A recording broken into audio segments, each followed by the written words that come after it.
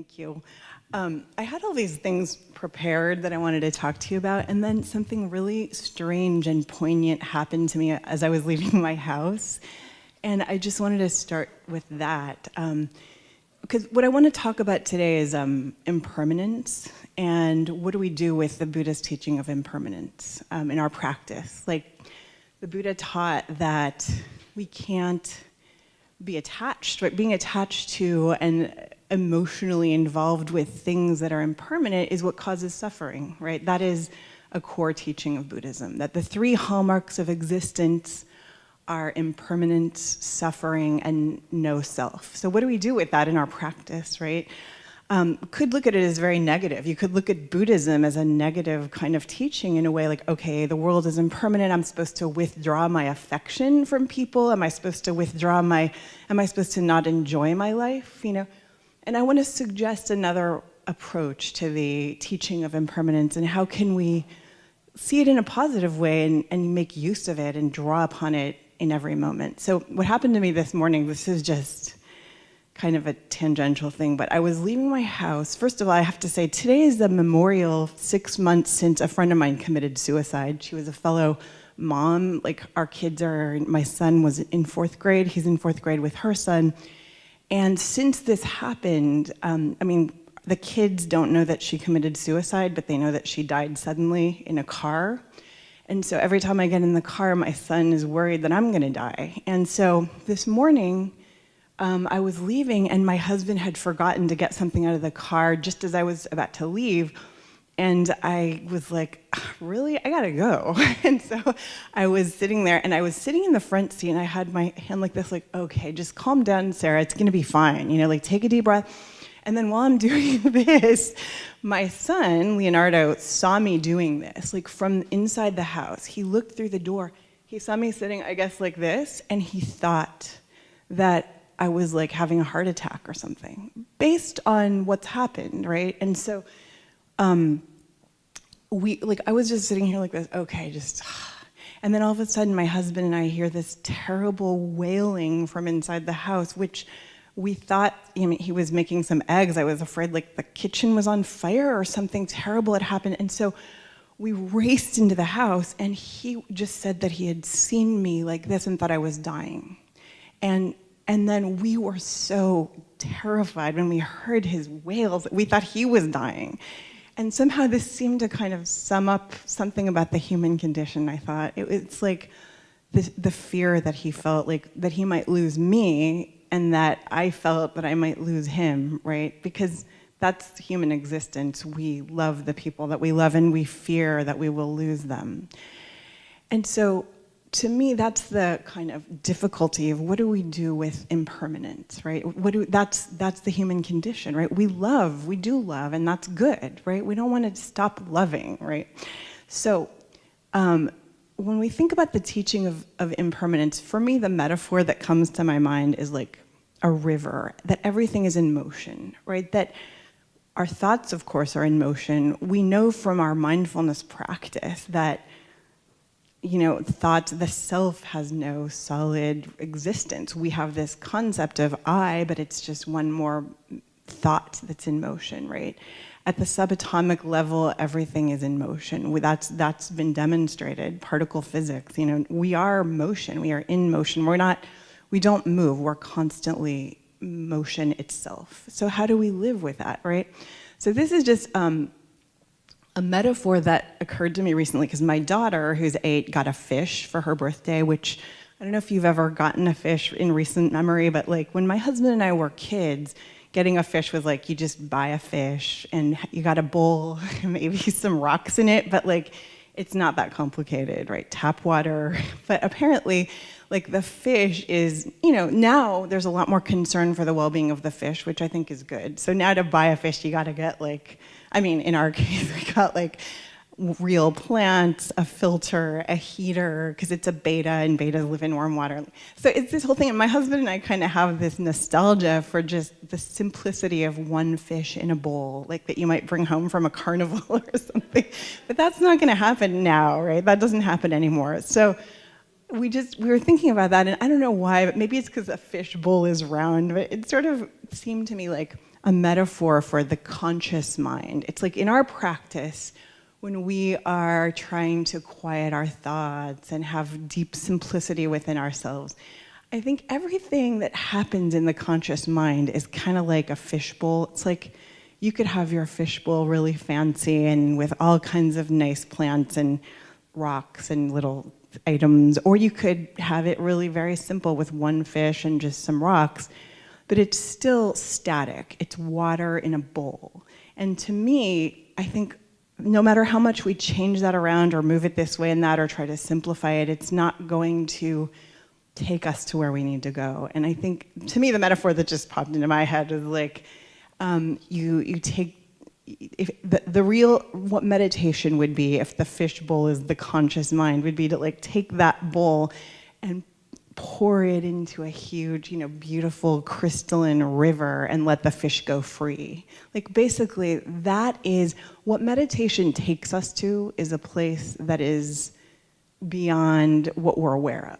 And I think that's really the purpose of it. That's the purpose of mindfulness practice. That's the purpose of meditation, to quiet the mind that we know so that the mind that we don't know can be expressed in us and we can live closer to that constant movement that's within us, that dynamic state. A fishbowl is static. The river is in motion. And so that occurred to me, and then I just started thinking about different metaphors with water, because another one that came to my mind is like, if you have a vessel that has a cork in it, water can't flow in, right? And so the conscious mind, we could also understand as it's like a cork that's blocking the inflow of positive energy, wisdom, the good things that we want for meditation practice. Our thoughts are actually static. They're like a cork blocking that. And if we can just quiet them, then that allows water, whatever you want to, however you want to think of that, right? Inspiration, wisdom, that allows water to flow into us. When we quiet that, that opens up the bottle, right? And another water metaphor, that there are two more, like all these water metaphors, maybe it's because it's spring and I'd really like to get to some water today. Water is such an apt metaphor for impermanence, I think, and things related to it. So another metaphor is like, baptism comes from the Jewish tradition of the mikvah, which I grew up Jewish, and so the mikvah is like the ritual bath where you immerse yourself and you say a blessing, and this is done at different times for different reasons. And I did this before my wedding, and what was interesting about it to me is that you immerse yourself in this ritual, like water of blessing, and you don't touch, and you have to like make yourself completely like in a ball so that you're not supporting yourself, you're not standing up, you're not touching the walls. And then you say the blessing when you're in that state of just completely surrounded by, like embraced by this water. And I think it's a good metaphor for meditation. That's the state we want to be in. Like when we're quieting our mind, it's because we are then embraced by and surrounded by something that's very much alive. That compared to that, what we normally live in is death, and that is life. That's my view of it. So that's why the idea of nirvana could seem negative, like the snuffing out of everything. Nirvana means like the snuffing out of a candle. It's the same word. What is it the snuffing out of? It's the snuffing out of thought, which is blocking the flow of energy within us. Our thoughts are basically rooted in fear. Fear of fear about the past, fear about the future, fear, worry. We might not consciously think of it as fear, but thought is coming from, according to Buddhism, it's coming from a place of fear. So I think that's a powerful idea, that we can't get to where we want to go by just fixing our thoughts in the right way and doing what we need to do with our thoughts, and then we're going to get to enlightenment. Like, no, enlightenment is the opposite of our thoughts. It's within us. It's deep within us, but it can only be expressed when we quiet our thoughts.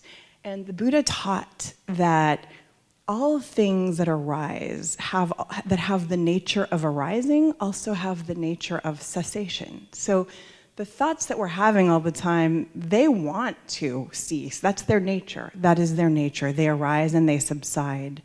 And I think if we think of meditation as allowing our thoughts to subside rather than trying to force them to subside, but just allowing our being to rest, allowing our thoughts to rest, allowing them to follow the course that they were meant to follow, which is to be quieted. That is the way forward in meditation, I think.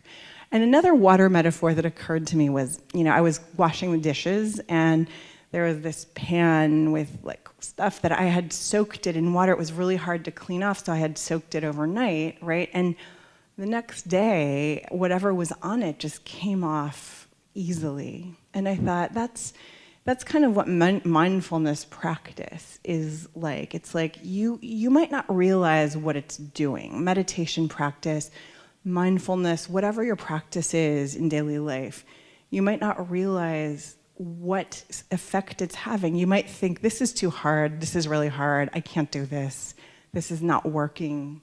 And I think it is working in ways that we don't realize. And all the stuff that's on the pan, like the negativity or the blockages in our lives, in our minds, in our thoughts, as we practice, they just come off more easily. They just get soaked in the water of what I'm talking about, the unconscious, the dynamic, and they just come off more easily with time. So I think if you persist in your practice, even if it seems like it's really difficult and like it's not going anywhere, it really brings change over time without even, like, just effortlessly. I also want to mention this writer that I thought he was really well known, but it seems like people have kind of forgotten about him lately. Mihai Csikszentmihalyi. He wrote a book that was published in 1990 called Flow. Are you familiar with this book called Flow? Yeah, right? So it's about creativity. It's about sort of an optimal state. He's a psychologist, he's a scientist, a social scientist. He's a psychologist. He's Hungarian American. He grew up, he was a child during World War II.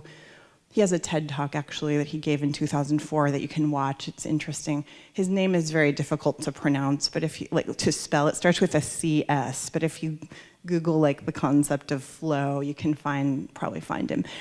But he spoke about this. I think it was really interesting because, if you think about Freud's ideas about the unconscious and all that, it doesn't really correspond with what I'm saying, that the unconscious is this place of dynamic motion. It's more like the unconscious is a place where a lot of dark stuff resides, and that's probably true too.